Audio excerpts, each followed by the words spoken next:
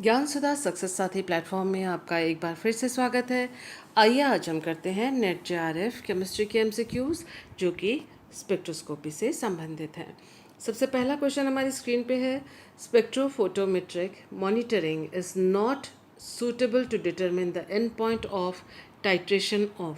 तो ये टाइट्रेशंस कुछ हमें दिए हुए हैं एक्सक्यूज़ मी, और इसमें ये कहा गया है कि स्पेक्ट्रोफोटोमेट्रिक मॉनिटरिंग यानी एंड पॉइंट का पता करना इन सभी टाइट्रेशन में किस में उतना सूटेबल नहीं है। किस मेथड के द्वारा? स्पेक्ट्रोफोटोमेट्रिक टाइट्रेशन मॉनिटरिंग के द्वारा, यानी कलर का वेवलेंथ का पता करने के द्वारा हम किसको इतनी आसानी से इनमें से मॉनिटर नहीं कर सकते हैं, एंड पॉइंट का पता नहीं कर सकते हैं। इनमें से कुछ टाइट्रेशंस बहुत ही कॉमन है जो आप स्कूल से भी करते चले आ रहे होंगे। ऑक्सैलिक एसिड पोटेशियम परमैंगनेट का टाइट्रेशन है, और इसमें जो एंड पॉइंट है वो है कलरलेस से पिंक। तो ये आसानी से स्पेक्ट्रोफोटोमेट्रिक यानी कलर के मॉनिटरिंग के द्वारा इसको आसानी से पहचाना जा सकता है। दूसरा टाइट्रेशन है आयरन 2 वर्सेस 110 फिनान्थ्रोलिन, और इसका जो एंड पॉइंट है वो भी कलरलेस टू रेडिश ऑरेंज है। इसको भी आसानी से मॉनिटर कलर के द्वारा, कलर चेंज के द्वारा किया जा सकता है। थर्ड है कोबाल्ट 3 एरियोक्रोम ब्लैक टी के द्वारा, और इसका जो एंड पॉइंट है वो ब्लू ग्रीन से लेकर ब्लू तक है एंड पॉइंट। तो इसमें जो स्पेक्ट्रोफोटोमेट्रिक जो एंड पॉइंट डिटर्मिनेशन है, टाइट्रेशन है, उतना वो सफल नहीं होगा, क्योंकि ब्लू ग्रीन और ब्लू को एक दूसरे से फ़र्क करना एंड पॉइंट में थोड़ा मुश्किल हो जाता है। इनके वेवलेंथ्स भी आप देख सकते हैं बहुत पास पास हैं। तो ये जो टाइट्रेशन है cobalt versus Eriochrome black T, ये आंसर है इस क्वेश्चन का, जिसको आसानी से हम स्पेक्ट्रोफोटोमेट्रिक मॉनिटरिंग इस टाइट्रेशन का नहीं कर सकते। निकल 2 वर्सेस डाइमिथाइल ग्लाइकोसाइम, और इसका एंड पॉइंट है कलरलेस टू रेड। तो इसमें भी कलर का एकदम शार्प चेंज हमें एंड पॉइंट पे पता कर सकते हैं हम। तो स्पेक्ट्रोफोटोमेट्रिक मॉनिटरिंग जो इस टाइट्रेशन का है निकल वर्सेस डाइमिथाइल ग्लाइकोसाइम, वो आसान होता है। तो इसका आंसर था ऑप्शन नंबर 3। नेक्स्ट क्वेश्चन हमारी स्क्रीन पे है, the band in the electronic spectrum of iodine appearing at 520 nanometer will undergo maximum blue shift. तो यहाँ पर इन्होंने पूछा है आयोडीन का जो इलेक्ट्रॉनिक स्पेक्ट्रम है उसमें मैक्सिमम शिफ्ट किस में आएगा। ये सॉल्वेंट्स इन्होंने दिया हुआ है, वाटर, बेंजीन, हेक्सेन और मिथेनॉल। इसमें हमें देखना है कि जो इलेक्ट्रॉन डोनेटिंग पावर किसकी ज़्यादा है, बेंजीन की नहीं है, हेक्सेन की नहीं है, तो ये कैंसिल आउट हो गए। वाटर और मिथेनॉल में से मिथेनॉल में एक प्लस आई इफेक्ट वाला CH3 ग्रुप है, तो मिथेनॉल की कैपेसिटी इलेक्ट्रॉन देने की वाटर से ज़्यादा है। तो इसका ऑप्शन है ऑप्शन नंबर 4। और जो यहाँ आप देख सकते हैं, methanol has low ionization potential, water has high ionization potential. तो आयनाइजेशन पोटेंशियल लो होने की वजह से इलेक्ट्रॉन ज़्यादा आसानी से दे सकता है।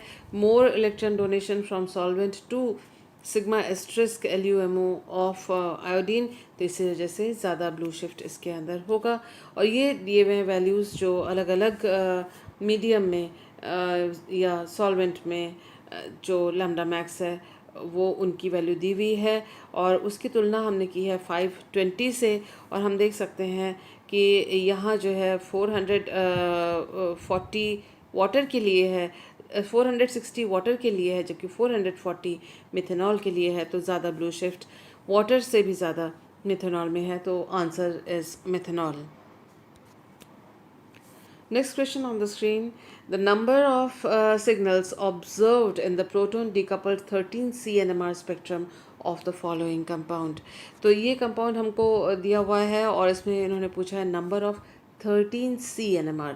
13C NMR के संकेतों की संख्या, उसका मतलब कितने अलग अलग प्रकार के 13C, या फिर आप कह सकते हैं कितने अलग अलग प्रकार के कार्बन एटम इसके अंदर हैं।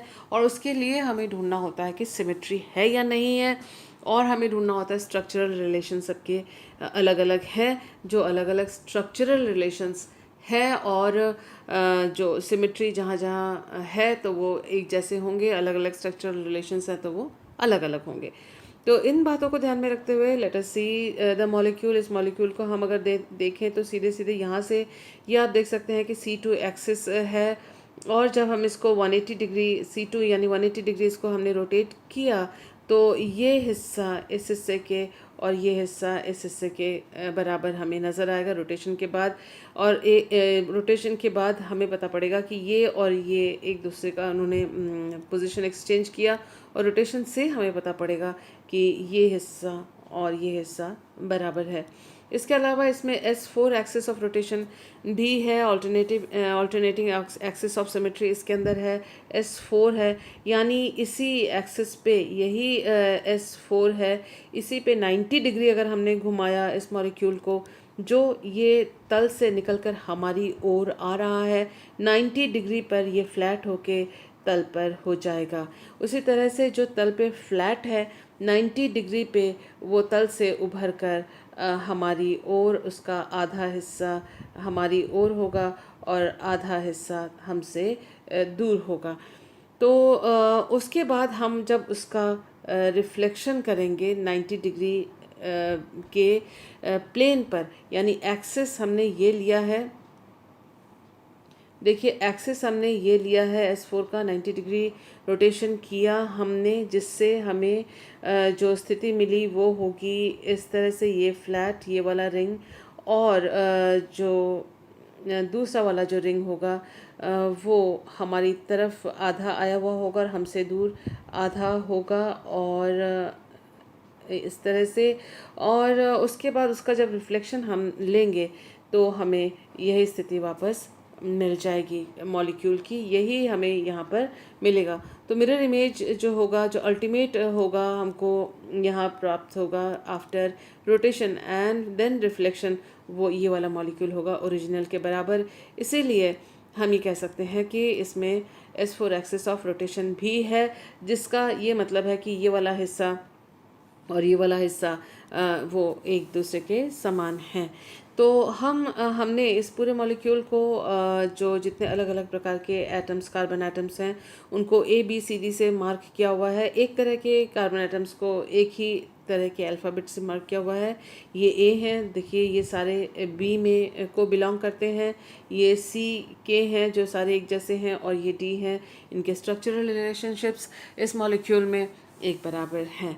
तो इस तरह से हम जब काउंट करें तो ABCD, और यहाँ पर आप देख सकते हैं एक ये रहा E, ये वाला कार्बन, तो 5 तरह के कार्बन इसमें हुए, यानी 13 CNMR सिग्नल्स होंगे, और यहाँ हमें ऑप्शन नंबर 1 दिया हुआ है, that is the correct answer. Next question हमारे स्क्रीन पे है, among the following the compound that gives base peak at M/Z 72 in electron ionization mass spectrum. तो मास स्पेक्ट्रम में 72 का एक पीक आएगा, ये 72 तो नहीं है। उसका मतलब क्या है कि इसमें फ्रैगमेंटेशन हुआ है, और फ्रैगमेंट कौन सा है, ये कीटोन है, और कीटोन्स जो है अगर उसमें गामा हाइड्रोजन होता है तो वो मैक्लोफर्टी रीअरेंजमेंट दिखाते हैं। तो हम देख लेते हैं कि इनमें से कौन से हैं जो मैक्लोफर्टी रीअरेंजमेंट दिखा सकते हैं, और जिसमें बीटा क्लीवेज होगा। तो यहाँ बीटा क्लीवेज होगा, यहाँ बीटा क्लीवेज होगा, यहाँ बीटा क्लीवेज होगा, क्योंकि यहाँ पर भी गामा हाइड्रोजन है, यहाँ गामा हाइड्रोजन है, यहाँ गामा हाइड्रोजन है, यहाँ पर एक हाइड्रोजन है, क्योंकि हमें मालूम है हम हाइड्रोजन को हमेशा दिखाते नहीं हैं, और यहाँ पर गामा हाइड्रोजन नहीं है। तो एक बार इसको कैंसिल करते हैं। जो हमारे पास ऑप्शंस 1 2 3 4 हैं, उसमें चौथे को हमने एक्सक्यूज़ मी, हमने चौथे को हमने छोड़ा क्योंकि इसमें गामा हाइड्रोजन नहीं है, और इन तीनों में गामा हाइड्रोजन है। और हम जब यहाँ से क्लीवेज करना शुरू करेंगे और एक हाइड्रोजन जो है यहाँ शिफ्ट हुआ, जैसा कि हमने यहाँ पर देखा, और उसके बाद जो इनॉल प्राप्त हुआ उसका हमने इस तरह से कीटो फॉर्म में चेंज अगर हमने किया, तो कुल मिला के हम ये कह सकते हैं कि यहाँ से क्लीवेज हुआ, यहाँ से क्लीवेज हुआ, यहाँ से क्लीवेज हुआ। This is not the answer, इसको नेगेट किया है हमने। और हम देख रहे हैं कि इसका जो है मास है that comes out to be 72, और इसका अगर हमने पहले बार 72 निकाल लिया क्योंकि पहला ऑप्शन था, और हम देख सकते हैं कि यहाँ वो मिथाइल ग्रुप नहीं है, यहाँ पर भी वो मिथाइल ग्रुप नहीं है, तो इनका वैल्यू जो 72 नहीं है और 72 से कम है, तो ये दोनों भी हमारे रॉन्ग ऑप्शंस हैं। और the correct option is excuse me, option number 1 is the correct answer. और ये आप देख सकते हैं कि इसका मैक्लेफर्टी रीअरेंजमेंट से इस तरह से हाइड्रोजन का यहाँ शिफ्ट होना हुआ, OH प्लस यहाँ पर आया, ये मॉलिक्यूलर आयन है यहाँ पर, और इस तरह से हम देख सकते हैं दोनों इलेक्ट्रॉन्स के मूव आउट होने से ये वाला बॉन्ड टूट रहा है, ये यहाँ पर शिफ्ट होकर डबल बॉन्ड आ रहा है, और ये दूसरा जो पोर्शन है वो ये फ्रैगमेंट हमारा बना, और इसमें फिर दोबारा हाइड्रोजन ट्रांसफ़र होने से आप देख सकते हैं टॉटोमराइजेशन से 72 जो M/Z 72 का ये फ्रैगमेंट हमें प्राप्त होता है।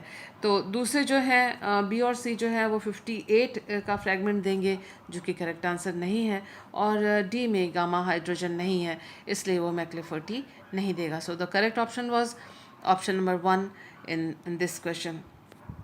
नेक्स्ट क्वेश्चन हमारे स्क्रीन पे है, the molecule that will show Raman spectrum but not IR among the following.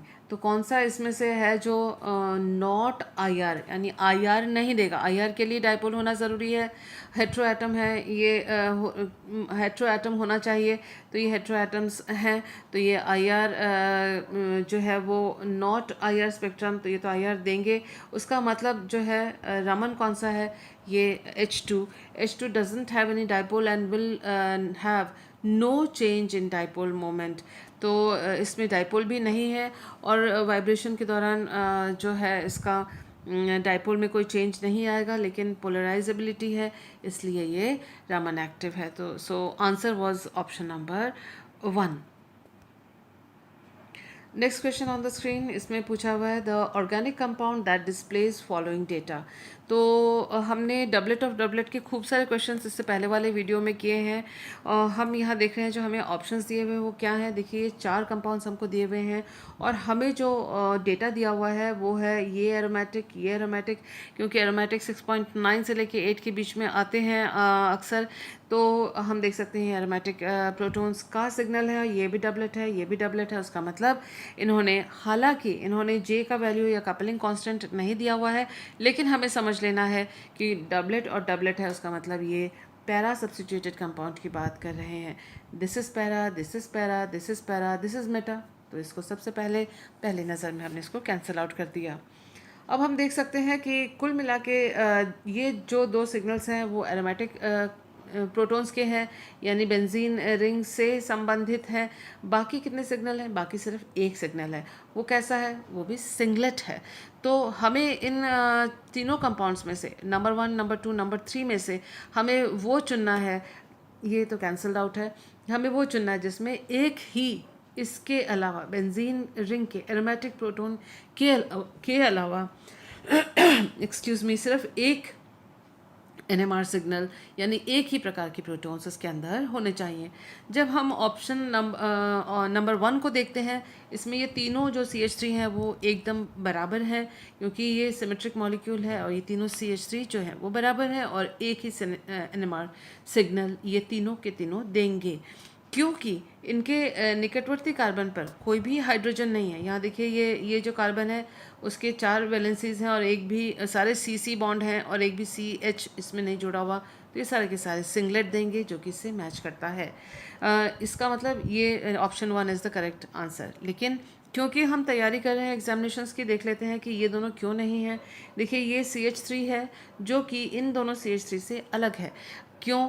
क्योंकि ये जो दोनों CH3 हैं वो Br इनके पास है, इनके जिस कार्बन से जुड़े हुए हैं उस कार्बन से Br जुड़ा हुआ है, इलेक्ट्रोनेगेटिव एटम, जबकि ये जो CH3 है वो Br उसके आसपास भी नहीं है, वो बेंजीन के रिंग कार्बन के साथ जुड़ा हुआ है। उसका मतलब इसकी प्रकृति और इन हाइड्रोजन की प्रकृति अलग होगी, यानी ये जो है इसके अलावा बेंजीन के रिंग प्रोटॉन्स के NMR सिग्नल के अलावा एक, और ये दोनों क्योंकि बराबर हैं, 2 और संकेत देगा। तो कुल मिला के ये 4 NMR संकेत देगा, जबकि यहाँ पर हमारे पास 3 NMR संकेत है। So this was wrong. इसको हमने अगर देखा, ये पैरा सब्स्टिट्यूटेड है, लेकिन यहाँ CH3 है, ये CH3 है, ये दोनों CH3 एक जैसे हैं, ये CH2 अलग है, तो ये जो ये दोनों मिलकर एक संकेत देंगे, ये भी अलग से ये दूसरा NMR संकेत देगा। लेकिन आप इस कार्बन को देखें, यहाँ पर भी एक हाइड्रोजन जुड़ा हुआ है, तो इसके पास जो है इसके पास जो है ये कह सकते हैं आप 1 2 3 4 और 5, तो यहाँ पर 5 NMR संकेत होने चाहिए। इसको मैंने मिस किया है यहाँ पर, तो आप यहाँ पर ABCD लिखा हुआ है, यहाँ पर इसको E दीजिए और ये हो जाएगा 5 NMR सिग्नल्स। तो इसके जो ये वाला जो कंपाउंड आएगा वो 5 NMR संकेत देगा, ये 4 NMR संकेत देगा और ये 3 NMR संकेत देगा। So this was the correct answer. इस तरह से हम नतीजे पर पहुँचे। नेक्स्ट क्वेश्चन हमारे जो हमारे स्क्रीन पे है, इसमें इन्होंने ये 3 ऑप्शंस दिए हुए हैं और इन्होंने कहा है मैच कीजिए P और Q के जो ऑप्शंस हैं इनको आपस में मैच कीजिए। तो ये इन्होंने 4 ऑप्शंस दिए हुए हैं, इनमें से हमें करेक्ट आंसर ढूंढना है। पहले वाले को हमने यहाँ लिखा है, सेकंड को ये और थर्ड को हमने यहाँ लिखा है। सबसे पहला काम जो हमने किया है, क्योंकि इन प्रोटॉन्स का जो NMR संकेत है वो किस पोजीशन पे है वो डेल्टा वैल्यूज़ यहाँ पर दी हुई हैं, इसलिए सबसे पहला काम हमारा होना चाहिए कि पाई इलेक्ट्रॉन्स की गणना करना। तो पाई इलेक्ट्रॉन्स की गणना हमने की है, देखिए 1 2 3 4 5 6 7 8 9 10 11 12।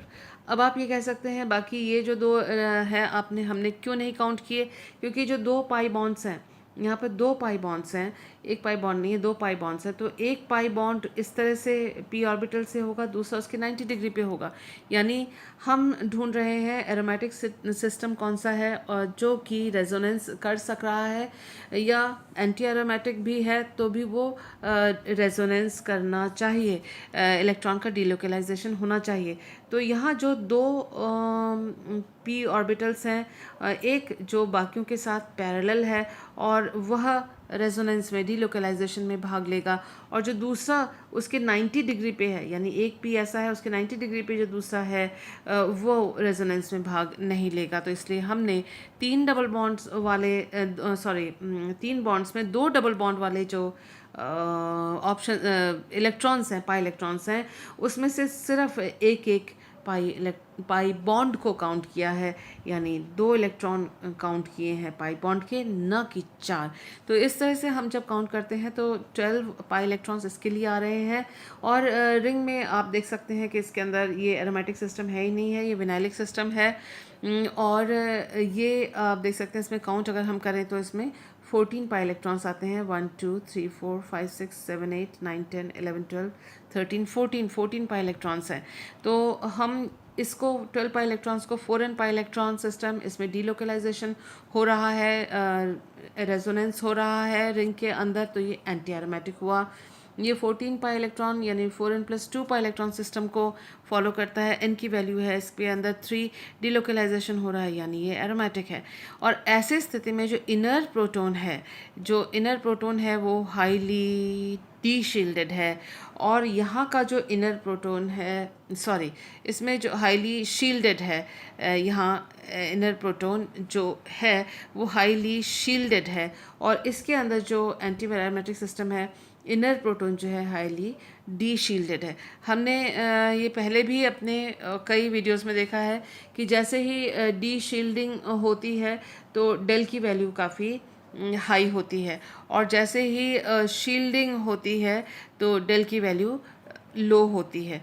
तो अगर ऐसी बात है तो हम देख लेते हैं कि ऑप्शंस हमें क्या दिए हुए हैं। ऑप्शंस इन्होंने 6.2 16.4 और -0.61 दिया हुआ है। तो हाईली जो शील्डेड है और हाईली जो डी शील्डेड है उनको हम चुन लेते हैं। ये डी शील्डेड जो है वो 16.4 यानी इसके साथ, और जो शील्डेड है प्रोटॉन वो इसके साथ। तो डी शील्डेड प्रोटॉन यानी 1 जो है वो बी के साथ, 1 बी के साथ यहाँ पे भी है, 1 बी के साथ जो 2 और 3 पे है, 4 को और 1 को हमने कैंसिल किया। और उसके बाद हम देख सकते हैं कि नेक्स्ट जो हमारा है वो है कि थर्ड जो है वो किसके साथ, सी के साथ मैच होना चाहिए। तो थर्ड यहाँ सी के साथ है, थर्ड यहाँ ए के साथ है, तो ये भी कैंसिल फर्स्ट और टू तो कैंसिल ही थे, फर्स्ट और yes, so second option is the correct option. सही उत्तर जो है नंबर 2 है, जिसका हमने यहाँ पर एक्सप्लेनेशन पूरा दिया हुआ है। आइए करते हैं next question. The G factors of 1H and 13C are 5.6 and 1.4 respectively. तो G factor 1H और 13C का हमको दिया हुआ है, और for the same value of magnetic field strength, if 1H resonates at 600 megahertz, 13C would resonate at। अब इन्होंने G factor इन दोनों का दे रखा है, और ये पूछा है कि मैग्नेटिक फील्ड स्ट्रेंथ अगर एक जैसी है तो 1H का रेजोनेंस अगर 600 मेगा हर्ट्ज पे होता है, 13C का रेजोनेंस कितने पे होगा। हमें ये मालूम है जो लोअर और अपर एनर्जी स्टेट्स हैं, यानी डेल्टा ई जो उनके बीच में डिफरेंस है, that is equal to H nu, और delta is directly proportional to G, और क्योंकि न्यू भी डायरेक्टली प्रोपोर्शनल टू जी ही हुआ, क्योंकि ई जो है न्यू के डायरेक्टली प्रोपोर्शनल है। तो ये हमारा मेन रिलेशन है कि जो फ्रीक्वेंसी है वो जी फैक्टर के वैल्यू के प्रोपोर्शनल, डायरेक्टली प्रोपोर्शनल सम अनुपाती है। तो यानी हम ये लिख सकते हैं frequency of H divided by frequency of C is equal to G H divided by G C. हमको यहाँ वैल्यू किसकी दे रखी है, ये हाइड्रोजन की दे रखी है 600, ये हमें निकालना है।